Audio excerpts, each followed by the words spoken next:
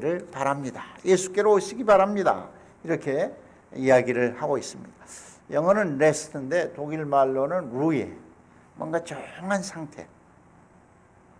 새소리가 들리고 물소리가 들리고 그리고 푸른 숲이 있고 그리고 거기에는 자동차도 없고 아주 맑은 공기 그리고 조용한 이런 자연 속에서 누리는 그 행복의 순간, 그것은 어떠면 우리가 생각하는 천국의 모습일 수도 있습니다. 천국을 너무 다른 세계로 생각을 할 필요는 없습니다. 여러분이 미워했던 사람과 오해를 풀게 되고 함께 식사하는 그 순간에 오는 행복함, 비로소 오해가 풀렸구나, 비로소 내가 이 사람을 만나게 됐구나 하는 그러한 순간의 느낌들, 이것은 곧 천국을 맛보는 순간일 수 있는 것입니다. 가정에서의 아내를 사랑할 때, 그리고 자녀들로부터 오는 그런 화목과 오순도순, 이런 곳에서 느끼는 그 행복감은 천국의 맛보기일 수 있는 것입니다. 천국을 꼭 죽어야만 간다고 생각하고 너무 먼 곳의 이야기로만 생각할 때 우리는 사실은 그 천국을 예면하고 살아갈 수 있는 것입니다. 천국은 늘 맛봐야 되는 것입니다.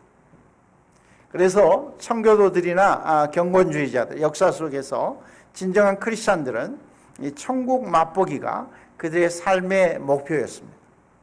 Pre-test of Kingdom of God, 독일말로 포슈마 데스라이코테스, 하나님 나라를 미리 맛보는 것입니다.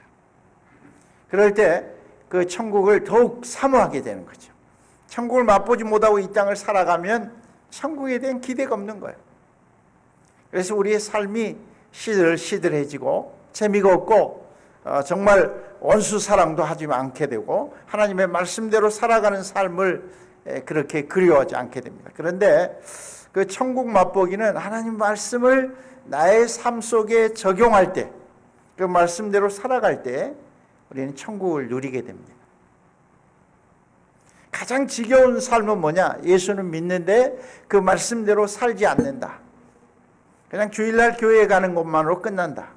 그리고 그 말씀을 우리의 삶 속에 적용하지도 그 말씀대로 살아가지도 않는다. 그것이 제일 불행한 크리스찬의 삶입니다. 그것은 굉장히 결국은 교회를 떠나게 되고 교회에서 열심히 사라지게 되고 우리의 가정이 재미가 없어지게 돼요. 예수님께서 우리를 부르신다 하는 겁니다. 예수님의 초대, 곧 하나님과의 바른 관계로 우리를 부르는 것입니다. 우리의 삶이 하나님과의 바른 관계가 있어지면 우리의 삶은 기본이 잡히게 되는 것입니다. 그제서야 우리의 가정이, 우리의 삶이, 우리의 인생이 기본을 딱 잡게 되고 그리고 가야 할 길을 가게 되는 것입니다. 예수님과의 관계가 제대로 되는 삶, 이것이 굉장히 중요한 것입니다. 예수님은 우리를 부르시고 우리는 예수님에게로 돌아가는 것입니다. 다르게 말하면 회개하는 삶입니다. 세상을 향해서 세상에 물질이 많을 때 우리가 행복할 줄 알았습니다. 쾌락이 우리를 행복의 나라로 데려다 줄 줄 알았습니다. 대한민국 같은 경우에 경제 쉽게 대국이 되었습니다. 3만 불 시대가 되었습니다. 빚과 번쩍 좋은 차를 타고 좋은 집에서 살게 되었습니다. 아주 맛있는 음식들을 먹고 살아갑니다. 그러나 그들은 행복하지 않습니다. 그것이 행복의 나라로 데려다 줄 줄 알았습니다. 그런데 OECD 국가 가운데 행복지수 꼴등, 갈등지수 최고, 이혼지수 1위, 자살지수 등수를 다투고 있습니다. 그러니까 한국이 한 30년 만에 경제 대국이 되면서 그 대국이 우리를 행복의 나라로, 천국을 맛보는 그러한 나라로 만들어줄 줄 알았습니다. 그런데 막상 경제 10개 대국 안에 들어와서 보니까 행복하지 않습니다. 그래서 사람들은 좌절하게 됩니다. 사람들은 실망합니다. 그들의 마음속에 기쁨과 감사가 없습니다. 진정으로 인간을 사랑하지 않습니다. 그래서 제가 한국에, 독일에도 10년, 미국에도 20년 들락날락하면서 그리고 한국에 와서 살고 있는데요. 한국은 조금 불안해요. 공기도 나쁘지, 황사, 미세먼지, 밖에 나갈 수가 없어요. 그래서 방송에서 오늘은 밖에 가능하면 나가지 마시기 바랍니다. 마스크를, 황사 마스크, 일반 마스크 가지고는 안 됩니다. 황사 마스크를 쓰시기 바랍니다. 꼭 나갈 일이 있으면 노약자들은 조심하시기 바랍니다. 그런 방송이 계속 나옵니다. 교통 복잡하지요, 공기 나쁘지요, 물 나쁘지요. 다 물은 사 먹습니다. 조금 있으면 공기도 사 먹게 될 겁니다. 그래서 공기에 10리터짜리 공기 산소를 방 안에다 푹 풀어놓을 겁니다. 보세요. 우리가 물을 사 먹는다는 걸 상상할 수 없었잖아요. 그런데 이제 설악산 알프스에 산소를 가지고 와서 팔 겁니다. 그러면 조금씩 산소가 나오면서 리빙룸에서 그거를 10시간 틀고 또 그거 떨어지면 풀어놓고. 이건 나의 상상이에요. 그렇게 될 겁니다. 그런데 이 기본적인 삶이 망가지고 있습니다. 그래서 행복하지 않습니다. 그런데 그들은 점점 더 다른 쪽으로 이렇게 삶을 추구하고 있습니다. 제가 보기에 기본이 굉장히 중요하다 생각합니다. 교회도 기본이 중요합니다. 부흥이 안 되면 불안해집니다, 목회자들이. 그런데 기본, 하나님 말씀을 제대로 전하는 거 굉장히 중요합니다. 설교를 혼신을 다해서 하는 것입니다. 찬송을 오늘처럼 하는 것입니다. 제가 찬송을 해보니까 은혜가 돼요. 우리 전도사님 은사가 있어요. 응? 기도하면서 찬송을 준비하는 것 같아요. 서너 곡을 부르지만 그 찬송에 영성이 있는 거예요. 제가 미국 교회, 지난주에 미국 교회 갔는데 미국에서 God is so good 하는 찬송을 부르는 거예요. 응? 근데 그 찬송을 미국 사람들이 부르는데 갑자기 깊은 영성이 느껴지는 거예요. 제가 지금까지 그 찬송을 영어로 부를 때 좋으신 하나님, 좋으신 하나님 부를 때 그런 깊이와 영성을 느끼지 못했어요. 미국 교회에서 부르는데 그 깊이와 영성을 느꼈어요. 아, 정말 좋으신 하나님을 찬송하구나. 먹기는 먹어도 그냥 맛을 모르고 먹을 때가 있어요, 음식. 응? 그런데 어떤 때는 그 맛을 음미하면서 먹을 때가 있어요. 김치의 맛을, 고기의 맛을, 된장국의 맛을 음미하면서 먹을 때 그것이 제대로 된 거예요. 그냥 부르면 안 되는 거예요, 찬송도 그 깊이와 그 가사의 내용을, 그리고 하나님을 향한 신앙의 고백을 하면서 노래를 해야 되는 거예요. 마음을 다해야 되는 거예요. 기도할 때도 마찬가지예요. 마음을 다하고 정성을 다해서 하나님을, 살아계신 하나님 앞에 우리의 신앙을 토해내는 거예요. 그리고 하나님께서 나에게 어떻게 말씀하시는가를 우리가 기다리는 거예요. 기도는 하나님 앞에 하고 그 다음에 하나님께 내게 어떻게 응답하는가를 기다릴 줄 알아야 되는 거예요. 영성, 경건, 깊이가 있는 거예요. 말씀대로 살아가는 거예요. 그리고 그 말씀이 나의 삶을 어떻게 움직이고 있는가를 우리가 체크하는 거예요. 우리의 가정이 어떻게 변하는지, 나의 자녀들이 어떻게 바꾸어 가고 있는지, 우리의 교회가 기본 속에 튼튼히 서 있는지, 말씀이 살아 역사하는지, 성경 공부에 정말 은혜가 있고 재미가 있고 그 말씀 속에 내가 빠지고 있는지, 그리고 그 말씀이 나의 삶을 나도 모르게 하루하루 변화시키고 있는지를 체크하는 것입니다. 말씀대로 살아갈 때 신앙생활이 재미가 있는 거예요. 말씀은 말씀대로 읽고 설교는 설교대로 듣고 삶으로 옮겨가지 않는다. 그것처럼 지겨운 삶이 어디 있어요? 시간 낭비죠. 말씀대로 살아가는 거예요. 말씀을 붙드는 거예요. 그리고 하나님께서 내 인생의 주인 되심을 깨닫고 하나님이 원하시는 삶을 내가 살아가는 것입니다. 그럴 때 나도 모르게 예수 그리스도를 닮아가게 되고 성령의 인도를 받게 되고 나는 멋진 천국을 맛보며 살아가게 되는 것입니다. 원수를 미워하지 않게 되는 삶, 이거 쉬운 것이 아닙니다. 각자 가지고 있는 원수들이 다 있습니다. 이 사람 그 사람하고 밥 같이 먹고 싶지 않죠? 그러면 원수지요. 그 사람이 옆에 앉으면 좀 옆이 멀리 떨어지고 싶죠? 그러면 원수지요. 그가 누구라도 그 곁에 앉아서 밥을 먹을 수 있고 대화할 수 있고 그와 손을 잡을 수 있고 주의 성령이 나를 인도할 때 그것이 가능하다는 거죠. 내가 말씀대로 살아갈 때 그 일이 가능하다는 것이. 목사도 전도사도 장로도 원수를 갖고 살아간다는 것. 성령의 전폭적인 지지와 인도를 받아야 되는데 그렇지 못하다는 것입니다. 그렇기 때문에 교회가 변하지 않는 거예요. 그렇기 때문에 나의 삶에 정말 천국을 맛보는 능력이 없는 거예요. 예수를 믿는데 살기는 세상적으로 사는 거예요. 그거야말로 웃기는 거예요. 예수를 믿는데 세상적으로 살고 천국은 가고 싶어 하는 거예요. 하나님 보시기에 이자가 나를 믿는 자인지 아는지 하나님이 헷갈리는 거예요. 이자가 과연 크리스찬이라고 할 수 있는지. 그런데 천국은 오고 싶어 하는 거예요. 세상적으로 사는 거예요. 세상을 추구하는 거예요. 세상이 원하는 거 그대로 갖기를 다 원하는 거예요.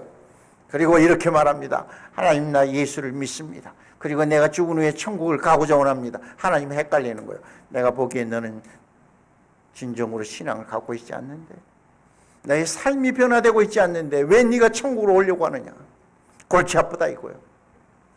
하나님이 우리를 기쁘게 받아들일 수 있는, 기쁘게 맞이할 수 있는 우리의 변화된 삶이 우리에게 있어야 될 줄을 주의 이름으로 축원합니다. 아멘 소리가 왜 이렇게 늦어요? 주의 이름으로 축원합니다. 예, 양심의 가책이 되면 회개하세요. 양심이 가책이 되면 회개하시면 돼요. 사실 오늘 말씀은 간단합니다. 간단한 것은 누가 우리를 부르시는가? 예수께서 부르신다. 예수는 우리를 다 압니다. 하나님이신 예수가 우리의 처지를 다 아십니다. 우리가 어떤 존재인가를 다 압니다. 우리가 무엇을 추구하고 있는지를 다 알고 있습니다. 예수님 우리를 향하여 말합니다. 수고하고 무거운 짐진 자들아 내게로 오라. 내가 너희를 쉬게 하리라. 예수 안에 있을 때, 예수님과의 바른 관계가 형성될 때 우리에게는 쉼이 있게 되는 것입니다. 할렐루야. 근데 우리 예수님께서 우리를 뭐라고 그러죠? 수고하고 무거운 짐을 진 자들아, 지친 자들아, 번아웃 상태에 있는 자들아, 힘든 사람들아. 목사님, 나는 힘들지 않습니다. 나는 늘 천국을 맛보며 살고 있습니다. 너무 감사하죠. 할렐루야죠. 그러한 성도들이 되시기를 주의 이름으로 축복합니다. 그런데 우리 하나님이 우리 다 대한민국 사람들, 또 미국에 있는 우리 한국 사람들 다 보니까 수고하고 무거운 짐진 자들이 많다는 거예요. 그리고 인생 자체가 죄악에 빠져서 그 죄의 속성에 따라 살아가는 사람들, 그 죄가 이끄는 대로 이끌림을 받는 사람들, 그들은 누군가? 수고하고 무거운 인생의 짐진 사람들이라고 하는 것입니다. 그들을 우리 예수님은 부르시고 계십니다. 그들이 예수님께로 돌아가야 되는 것입니다. 회개하고 우리 예수님께로 나아가야 되는 것입니다.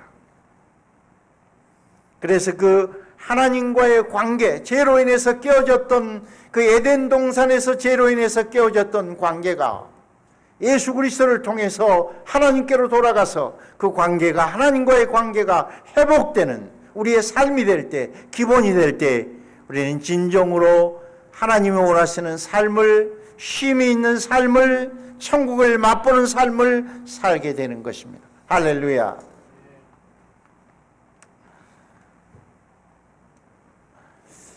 그런데 우리 예수님께서 초대하시면서 나의 멍에를 메고 내게 배우라, 그렇게 말합니다. 주의 멍에. 일반적으로 구약에서 또 성경에서 보면 멍에는 율법, 율례, 그걸 다 지켜야 천국에 갈 수 있고, 그걸 다 지켜야 정말 하나님이 원하시는 삶을 살 수 있다 생각하는 그 율법, 수도 없는 구약이 8, 그 두께가 신약이 2입니다. 근데 그 4배나 더 두꺼운 이 말씀대로 살아갈 때 우리가 천국의 삶을 살 수 있다. 그렇게 율법은 우리에게 강요를 하는 거예요. 그런데 우리 주님께서 말씀하시기를, 그런데 그 율법의 멍에를 매지 말고 율법을 다 이루신, 십자가에서 다 이루었다 말씀하신 우리 주님의 멍에를 메고 주께 배우라는 것입니다. 그래서 주께 제자의 관계에 들어가라. 이 복음을 삶으로 살아갈 수 있어야 된다. 그 멍에를 보면 주님이 자기의 멍에를 메라고 하는데 주의 멍에는 뭡니까? 주의 십자가입니다. 주님께서 그 십자가에서 나의 수고와 나의 짐을 짊어지시고 죄악의 무게를 짊어지시고 십자가에 돌아가심으로 우리의 구원을 이루셨습니다. 할렐루야. 그 주의 멍에를 메라는 것입니다. 말씀과 기도와 섬김과 사랑이 우리의 삶 속에 있게 되는 것입니다. 그런데 그 주님께로 나가게 될 때에 우리 주님이 이렇게 말합니다. 여러분, 나의 멍에를 메세요. 율법의 멍에를 더 이상 메지 마세요. 나는 온유한 사람입니다. 나는 겸손한 사람입니다. 그 고린도 13장에 15가지의 사랑의 속성을 이야기합니다. 근데 그 가운데 우리 주님은 두 가지를 여기서 말하는데 나는 온유하고 나는 겸손합니다. 여러분, 나와 관계를 맺고 나와 하나님과의 바른 관계 속에서 여러분의 생을 살아가시기를 바랍니다. 이야기합니다. 저는 온유한 것, 영어는 마일드하다 또는 미크하다 이렇게 표현하기도 하고 부드럽다 이렇게 이야기합니다. 우리 주님의 속성 가운데 두 가지가 여기서 지적되고 있는데 온유하다, 그리고 우리 주님은 겸손하다. 겸손은 뭐냐? 아래로 내려가는 용기. 이렇게 독일 말은 데무트 이런 말을 쓰고 있습니다. 아래로 내려갈 수 있는 용기. 온유는 뭐냐? 부드러움, 산프튼 무트, 부드러운 용기. 온유는 뭐냐? 부드러운 용기. 겸손은 뭐냐? 아래로 내려갈 수 있는 용기. 그렇게 이야기합니다. 이 십자가가 예수 그리스도의 온유와 겸손을 보여줍니다. 이사야 53장에서 보면 우리 주님은 어린 새싹 같고 자기를 향해서 정말 침뱉고 채찍질하는 그러한 군병들을 향해서 항의하지 않으시고 거절하지 아니하시고 그 수욕과 멸시를 다 받아내시는 온유하신 우리를 구원하기 위해서 저 유대 땅 베들레헴에 오신 겸손하신 예수 그리스도. 저는 어려서부터서 신앙생활을 어머니 뱃속에서부터 했습니다. 그러니까 만 64세니까 64년 동안 신앙생활을 했고 열심히 교회 다녔습니다. 주일학교에서는 1등 안 나면 견딜 수가 없을 정도로 모든 요절, 헌금, 전도, 봉사 점수 그렇게 열심히 신앙생활을 했고 신학대학에 들어갔고 그리고 신학 교수가 되었습니다.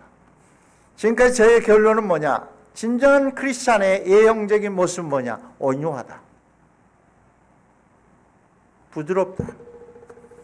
눈빛이 그리고 말이 인간관계가 부드러워진다 하는 것입니다.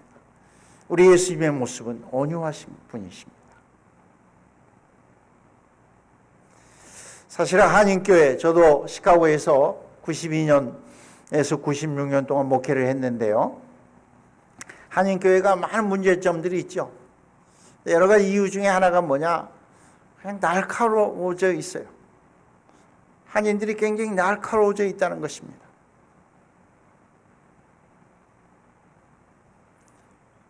그런데 정말 우리가 하나님 앞에 기도해야 할 기도의 제목은 뭐냐? 주님, 나를 온유하게 해주세요. 부드럽게 해주세요. 나의 눈빛이, 나의 인간관계가, 나의 언어가, 그리고 내가 가정에서 자녀들을 대할 때 온유하게 해주세요. 제가 그 6개월 된 내 손자를 보고 있는데요. 미국에 와서 얼마나 살결이 부드러운지, 그리고 얼마나 그의 미소가 아름답고 온화한지. 울다가도 할아버지가 까꿍 하면 웃어주는데 얼마나 온화한지 내 마음이 그냥 녹아요. 김 목사님, 마음이 녹아요. 목사님, 손주가 몇이에요? 둘. 녹아버리죠? 네, 녹아요.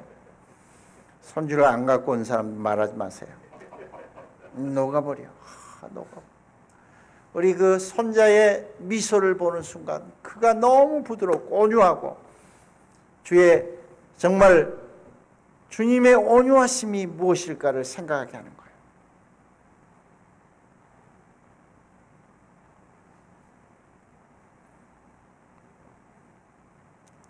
우리가 자녀들을 키울 때 너무 명령하는 경우가 많아요. 이거 해, 하지 마, 하면 안 돼. 그런데 제가 이렇게 나이가 들어서 그 애들하고 같이 뭐 시장에 온 부모들 또는 뭐 식당에서 엄마가 자녀들에게 하는 그런 말과 행동들을 보면 가슴이 그냥 무너질 때가 있어요.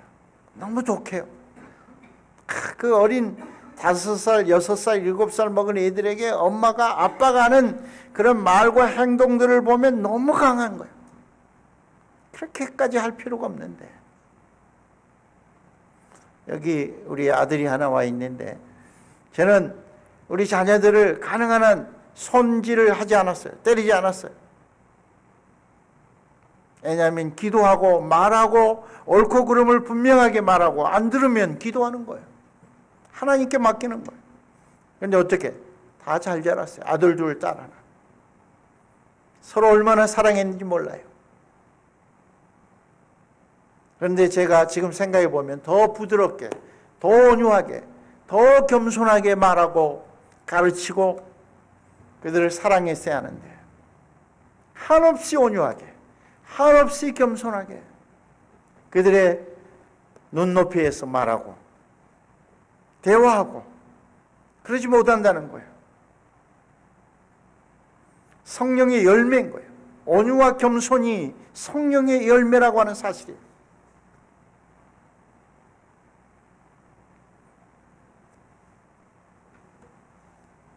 그런데 우리 예수님께서는 나는 온유하고 나는 겸손합니다. 여러분 저에게로 오시기 바랍니다. 겸손하신 정말 자기 자신을 다 비워내시고 자기 자신을 아무것도 아닌 걸로 여기신 겸손하신 예수 그리스도에게로 나가는 마국간 구유에 오신 우리 예수님 낮아짐. 근데 사실은 크리스찬의 모습 가운데 겸손을 잃으면 제가 보기에 다 잃어버린 것 같아요. 겸손이 크리스찬의 덕목 가운데 최고의 덕목인데 겸손은 뭐냐? 그 겸손의 사랑이라고 하는 꽃이 피는 거죠.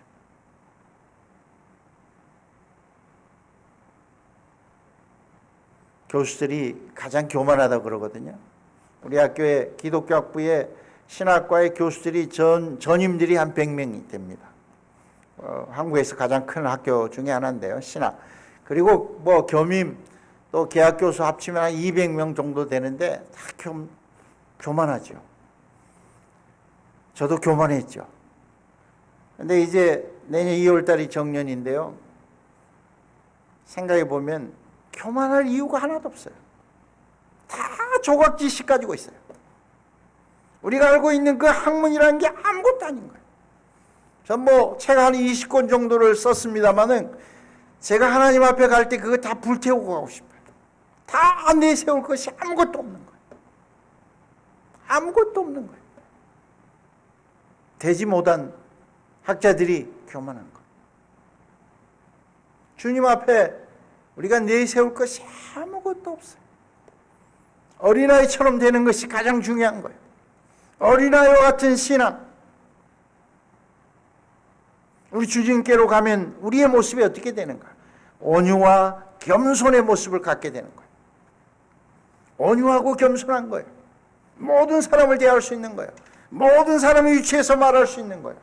모든 사람을 떠받들 수 있는 거예요. 모든 사람을 섬길 수 있는 그러한 신앙이 되는 거예요. 내가 무너지고 자아가 무너지는 거예요. 그리고 내 중심에 예수 그리스도가 살아가는 거예요. 예수님이 사는 거예요. 그것이 되지 아니하면 진정한 크리스찬이 되지 않는 거예요.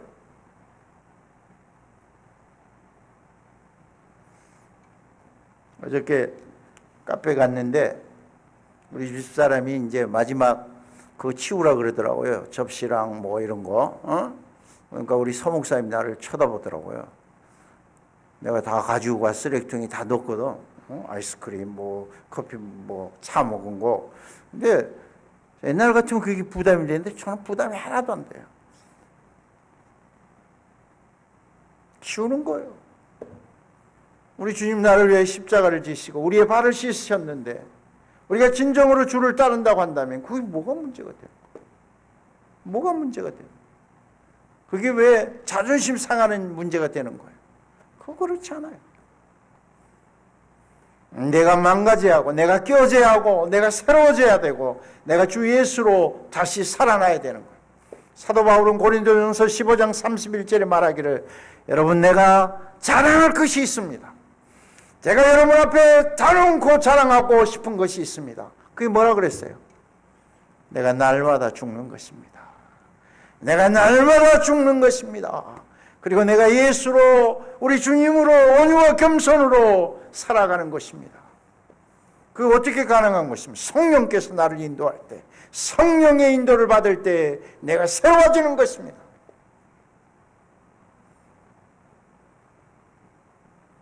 겸손, 온유, 그 종이 진짜 종이에요. 제가 알고 보니까 제가 이제 마지막에 와서 정신을 차리고 보니까 겸손한 종이 진짜 종이에요. 온유한 종이 진짜. 성령의 역사, 성령의 열매로만 그것이 가능하다는 거예요. 근데 우리 주님이 우리를 부르실 때 여러분 나는 온유합니다. 나는 겸손합니다. 여러분에게 굴레를 씌우지 않을 것입니다. 여러분에게 강요하지 않을 것입니다. 내가 여러분을 섬길 것입니다. 내가 여러분의 발을 씻을 것입니다. 저와 함께 진정한 관계 속에 있고 진정한 사람이 되셔서 하나님이 원하시는 천국을 맛보는 그리고 그 에덴 동산에서 깨어져 버렸던 그 관계를 회복하셔서 하나님이 본래 여러분을 만드실 때 주었던 축복을 누리시는 여러분이 되시기를 바랍니다. 왜 염려하십니까? 왜 불안하십니까? 왜 미워하십니까? 왜 관계가 흐트러지고 그렇게 살아가십니까? 무엇을 추구하고 살아가십니까? 무엇이 우리의 인생의 목표입니까? 명예입니까? 부귀입니까? 권세입니까? 무엇입니까? 그것이 여러분을 행복의 나라로 데려다 줄 것입니까? 아닙니다. 그리스도 안에 살아갈 때 우리는 천국을 맛보고 쉼을 누릴 수 있는 것입니다. 할렐루야. 이제 시간이 되어서 마치겠습니다. 주 예수를 믿으라. 그리하면 너와 내 집이 살리라. 영접하는 자, 그 이름을 믿는 자들에게는 하나님의 자녀가 되는 권세를 주셨다. 진리를 알지니 진리가 너희를 자유하게 하리라. 진리를 알지니 그 진리가 여러분이 맹인돼서 죄에서 여러분이 잘못된 삶에서 여러분을 자유하게 할 것입니다. 아들이 너희를 자유케 하면 여러분이 자유할 것입니다. 아들이 여러분을 자유케 하면 세상은 여러분을 자유하게 할 수 없습니다. 지식이, 명예가, 권세가 여러분을 자유하게 할 수 없습니다. 아들이 예수 그리스도가 여러분을 자유하게 하면 여러분은 비로소 그것으로부터 free from, set from 여러분은 자유를 누리는 자가 될 것입니다. 진정한 크리스찬은 자유자입니다. 두려울 것이 없는 것입니다. 하나님 안에서 영생을 얻은 자로 천국을 맛보며 살아가는 것입니다. 그 누구든 사랑할 수 있습니다. 그가 히스패닉이든 그가 흑인이든 그가 장애자이든 그가 이상한 사람이든 사랑할 수 있는 것입니다. 그런 사람이 자유자인 것입니다. 마틴 루터는 십자가의 신학을 강조했습니다. 그런데 그 십자가의 신학은 보이지 않는 하나님과 관계가 있다는 것입니다. 사람들은 생각하죠. 하나님을 성공해서 만날 수 있다. 그 사람 보세요. 예수 잘 믿더만 사성장군이 되었습니다. 국방부 장관이 되었습니다. 거기에 하나님의 능력이 있는 것입니다. 하나님을 여러분도 이렇게 만나시길 바랍니다. 거기에 하나님이 있는 것이 아닙니다.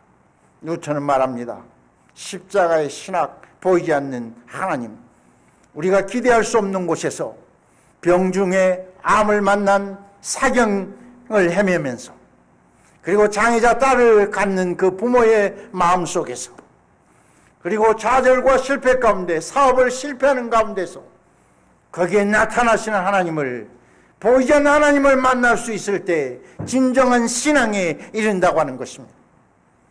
중세 로마 교회는 그 화려한 로마 베드로 성당에서, 그리고 화려한 옷차림에서 교황의 그 권세 속에 하나님이 있다고 말을 했습니다. 그러나 마틴 루터는 애칩니다.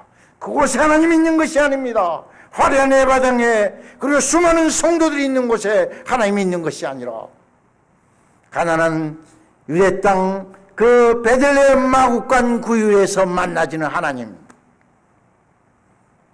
죽어가는 그 알매의 현장에서 만나지는 하나님을 만날 때, 실패 속에, 좌절 속에서, 깨어지는 가정의 그 어려움 속에서 예수 그리스도의 사랑을 만날 때 진정한 크리스찬, 진정한 하나님을 만나게 된다는 것입니다. 요새 잘못된 신학들은 이 번영 신학 속에 축복, 기복주의에서 하나님을 만나라고 말합니다. 그러나 그것은 진정한 하나님을 만나는 것이 아닙니다. 우리가 진정으로 하나님을 만날 때 우리는 쉼을 얻게 되는 것입니다. 진정으로 하나님을 만날 때 우리는 우리의 삶이 달라지는 것입니다. 내가 진정한 크리스찬이 되는 것입니다. 진정으로 주의 모습을 내가 갖게 되는 것입니다. 환난과 핍박 가운데서도 초막이나 궁궐이나 내 주 예수 모신 곳이 그 어디나 하늘나라. 성공할 때 하나님을 만나는 것이 아니라 실패 속에서, 모욕을 당하는 속에서도, 노예와 같은 삶 속에서도 하나님을 만날 때 그게 진정한 신앙에 이르게 되는 것입니다. 할렐루야. 수고하고 무거운 짐으로부터 자유하게 되고, 여러분은 멋진 성도의 삶을 살아가게 되라고 믿습니다. 이곳 이국 땅에서 얼마나 애로울 때가 많습니까?